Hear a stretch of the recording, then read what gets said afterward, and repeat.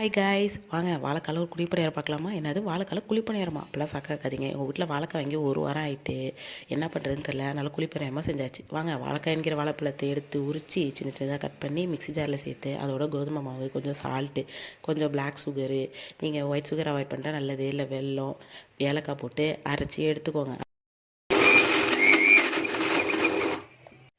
கொஞ்சம் தண்ணி சேர்த்து திரும்பியும் நல்லா அரைச்சிக்கோங்க. அரைச்சி எடுத்து இந்த கன்சிஸ்டன்சி வர மாதிரி வச்சு ஒரு 10 நிமிஷம் ஊற விட்ருங்க. அதுக்கப்புறம் குழிப்பணியார சட்டியை எடுத்து அதில் நெய் கொஞ்சம் தடவிட்டிங்க. ரொம்பவே டேஸ்ட்டாக இருக்கும்.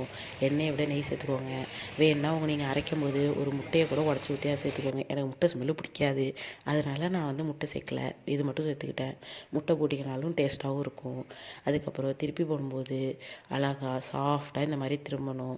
அதுக்கப்புறம் எல்லாத்தையும் நம்ம எடுத்துக்கலாம். எடுத்துகிட்டு நீங்கள் வெறும் குழிப்பணியாரம் செய்யணும்னு அவசியம் இல்லை. தோசைக்கல்லில் குட்டி குட்டியாக ஊற்றுனீங்கன்னா பேன் கேக்காகவும் மாறிடும். எப்படி வேணுமோ அப்படி செஞ்சுக்கோங்க. ரெடி. பாய். Next video.